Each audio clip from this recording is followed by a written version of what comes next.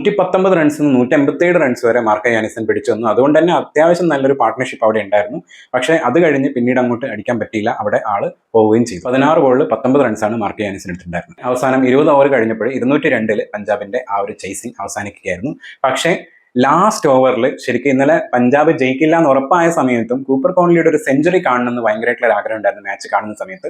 അത് ഇന്നലെ കാണാൻ പറ്റി എന്നുള്ളത് ഭയങ്കര സന്തോഷം തരുന്ന ഒരു കാര്യമാണ്. പ്രത്യേകിച്ച് വെൽ ഡിസേർവ്ഡ് ആയിട്ടുള്ള ഒരു സെഞ്ചുറി ആയിരുന്നു. കാരണം എല്ലാ ബാറ്റേഴ്സും ഫെയിൽ ആയ ഒരു പിച്ചിന്റെ അകത്ത് മാക്സിമം പിടിച്ചു നിന്നുകൊണ്ട് അത്യാവശ്യം നല്ല രീതിയിലുള്ള ഷോട്ടുകളൊക്കെ അടിച്ചുകൊണ്ട് ഇത്രയും പ്രഷർ സിറ്റുവേഷനിലും ഒരു അടിപൊളി സ്ട്രൈക്ക് റേറ്റ് തന്നെ, ഏകദേശം 181 ആളുടെ സ്ട്രൈക്ക് റേറ്റ്. 57 ബോളിലാണ് 107 എടുത്തത്, അതും നോട്ട് ഔട്ട്. 7 4ഉം 8 6ഉം ഉണ്ടായിരുന്നു ആളുടെ ആ ഒരു നോക്കൽ. ബൗളിംഗിൽ ക്യാപ്റ്റൻ തന്നെയായിരുന്നു മുന്നിലുണ്ടായിരുന്നത്. കാരണം 4 ഓവറിൽ 32 റൺസ് കൊടുത്തിട്ട് 2 വിക്കറ്റ് ഉണ്ടായിരുന്നു. അത്യാവശ്യം നല്ല എക്കണോമി തന്നെയായിരുന്നു.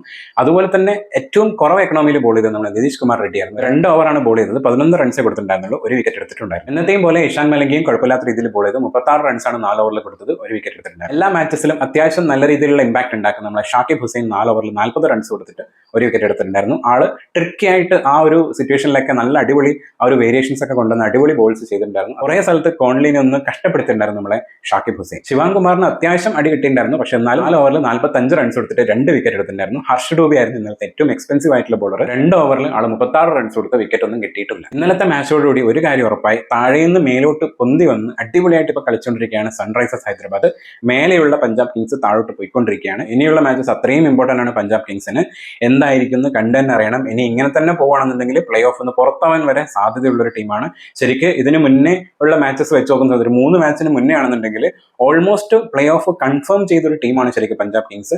പക്ഷേ ഇനി താഴെയുള്ള ടീമുകളൊക്കെ മേലോട്ട് കയറി വന്നിട്ടുണ്ടെങ്കിൽ ചില സീനുകളൊക്കെ മാറാൻ സാധ്യതയുണ്ട്. അതെന്തായാലും ഇനി അങ്ങോട്ട് സംഭവിക്കില്ല എന്ന് തോന്നുന്നു. പഞ്ചാബിന്റെ ഒരു ഗംഭീര കംബാക്ക് ഉണ്ടാവുമെന്ന് പ്രതീക്ഷിക്കുന്നു.